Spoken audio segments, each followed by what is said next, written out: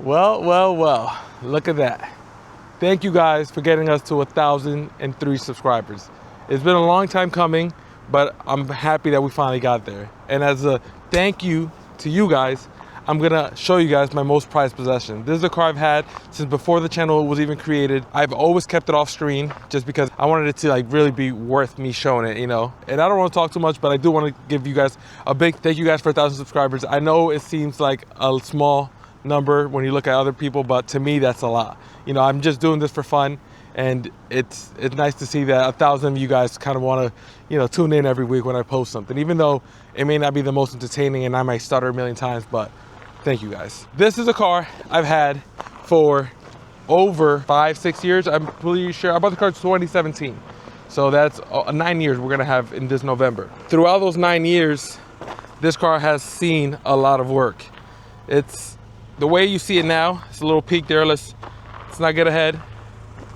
It's seen a lot of work, and through it all, I've always stayed persistent with it because it's always been a goal of mine to have this car. I want you to take 5 seconds, go in the comments, and guess what kind of car it is. Whoever guesses the car, and you're not related to me, and you're not like personal, that you know the car already, I will give you guys a gift. Not sure what it is, but I'll give you guys a gift. So please go in the comments, give a guess, and the person who guesses it right first will get a gift. So I think I've done more than enough talking. It's time to take off this cover. See if I can make this dramatic. Ready? You guys ready? This is my 1998 Acura Integra Type R. And this has been my dream car since I can remember. I bought this car 9 years ago.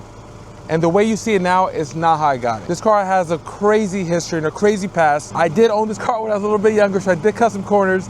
But as I'm older now, I want to make things right. Finally, that you guys know the car, I can finally work on the channel, and now it doesn't take away from the other projects. So let's go around it.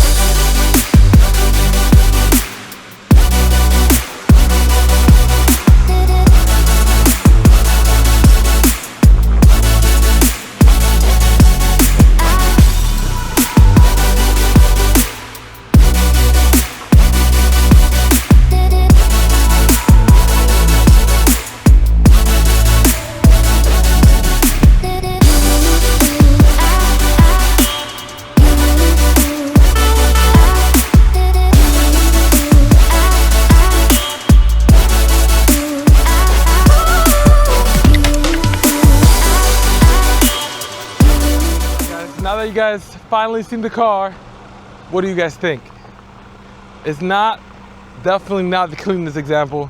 It's not the lowest mileage, but it's mine. I worked super hard for this car and on this car that I'm so thankful to be able to show it to you guys. You guys got me to 1,000 subscribers, more than important. I would have had this anyways. I did have this anyways, but this is my most prized possession. It's a 1998 Acura Integra Type R, like I already said, and I've had it for 9 years. When I bought the car, it came as a bare shell. I bought the car from Texas, was listed on eBay. I bought it, paid more to ship it to New Jersey than I did for the shell itself. But that's not to say that I got a clean chassis as you see it. This car was riced out. I'll put a couple pictures on the screen here of what the car looked like before it got dismantled and I got it as a shell. And this thing was riced out. It had a Sylvia S15 front end. It had leather stitched seats, but not just any leather. It was white and red. The dashboard was covered. The seat pillars were covered. The armrest was covered. Everything was covered in white and red leather. And under the engine bay, if some of you guys are a little older like me, Need for Speed days, where you could just, you know, pay a little bit more for all the looming in your engine bay to be painted the same color as your car. Yeah, this thing had red looming everywhere. On top of that, unfortunately, the guy put a wide body on the car. Luckily, he did self-tap bolts through the metal, so the quarter panel itself was fine. There were just a couple holes that we had to fill and, you know, weld and close up, but that's about it. Aside from the body itself, it didn't bring an engine. See this engine here? This is the original engine to this car, but that took many years for me to get. This car came with a single cam D16 Y8, some non-VTEC motor that was stuffed in the trunk of the car. And to make matters worse, they took all the locks with them. So what ended up happening with this car is the original owner had the car in his name, then he switched it to his mom's name, then his wife's name. So I think that would make me the fourth owner, but I might have added an extra person there. Either way, it's essentially a 2-owner car, and it was in Texas its whole life, up until I got it in 2017. And since I've had it, the car has been garage kept and fully restored. There are some, I guess fully restored isn't correct. There are some things that the car needs, but I will say this. When I first got the car, I was young, much younger than I am now. And I did not do the best I could have done to preserve this car the way it deserves to be. So I didn't take it to like the highest quality paint shop, and I didn't spend the money on like the best quality parts. So as you see here, the fenders, the hood, the bumper, both bumpers are all used parts. And back then when I was putting the car together, you know, you could buy these things pretty cheaply. In retrospect, I probably would have bought a full running car and used it as a parts car. But instead, I nickel and dime my way through the restoration of this car. So it shows some flaws. For example, it's hard to tell on white paint, but the paint, although it looks good and glossy, it is a little, you know, blotchy. It has a little bit of orange peel. The car has never been detailed besides me just washing it myself. And unfortunately, to add insult to injury, Brother Curvis did paint something at the garage. He didn't cover this car up and now has overspray everywhere. So the car needs like a nice clay bar or something. Besides that, there are little things all over, like right here, you can see a little paint lifting on the rear bumper, but the rear bumper itself actually is a little damaged. From all the years of storage and working on the car, it's got some battle wounds. But that's not to take away from how special this car is. I put this car together in my mom's driveway with nothing but regular tools that everybody has. I went to Sears at the time, if you guys know Sears. I bought an impact wrench for like 150 bucks and everything else was just hand tools. And with that, I put this car together the first time. Unfortunately, I didn't have the original V18 C5 that belongs here. And at the time, I had an Integra GSR that I just pulled the motor out and threw it in here. And then we drove the car to North Carolina for an Import Expo event. The car just showed true. The AC always worked because they never disconnected the AC system. So when I got the car, it came with just a compressor and a condenser. Everything else was taken. So the original story is that the old owner sold the car to his cousin because he was done with the car, and his cousin used it as a parts car. He used a 1998 Integra Type R with under 100,000 miles as a parts car for 98 Civic. So he took the swap, the suspension, and sold the shell. I just put it with whatever I had because I wasn't a big proponent of do it once and do it right. So this is my second time doing it. So after all that, once I took that motor out, I did end up taking this car to AMS Auto Works in Linden, New Jersey, and they resprayed the whole engine bay for me. And that's when I decided that I was gonna restore the car. I went and got the engine bay resprayed, everything is done up. And then I did this underbody.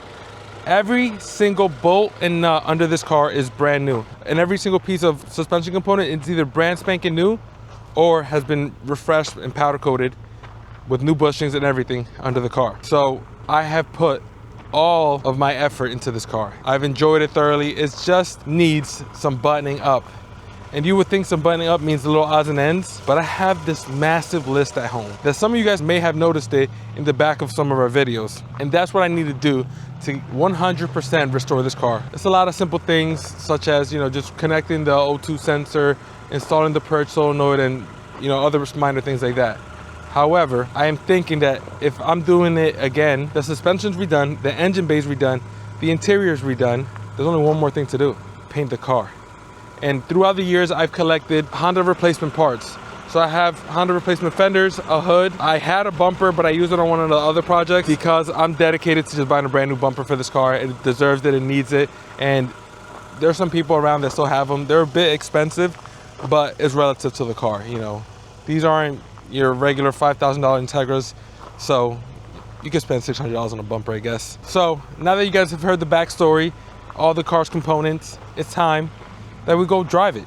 Because what is a car unveiling without a driving video? So I'm gonna set the tripod up, I'm gonna do some Ricer flybys, and then I'm gonna bring you guys inside the car with me, and we're gonna go on a drive and talk some more.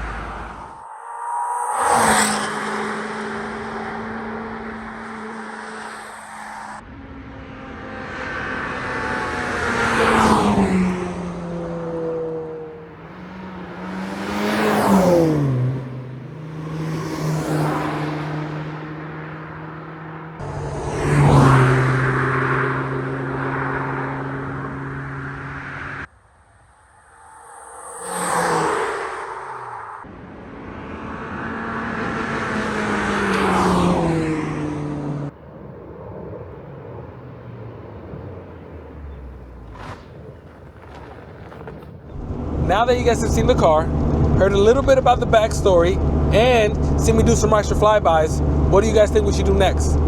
Should we take a couple items from the to-do list and get them done in a video at a time and slowly but surely get this car up and running again?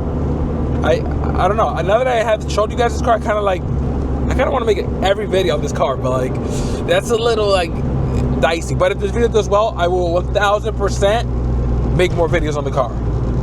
I don't drive it often, but maybe this will give me a good reason to drive it more often, and that's kind of the biggest predicament. Obviously, I would love to have a headliner in here and do some of the other things, get rid of this check engine light. So let me know what you guys think about all this in the comments down below. Most importantly, I want to thank you guys again for getting me to 1,000 subscribers. I know to some it may not seem like a lot, but 1,000's a lot. That's a lot of people that just watch you. Like, I don't know 1,000 people. For 1,000 people to be subscribed to the channel is a pretty big feat, you know? I'm thrilled about it. So thank you guys again from the bottom of my heart. I appreciate it. I will continue making content, and hopefully we can keep reaching these milestones. Until next time, make sure to comment, like, and subscribe. I'll see you guys next week for another video. Peace.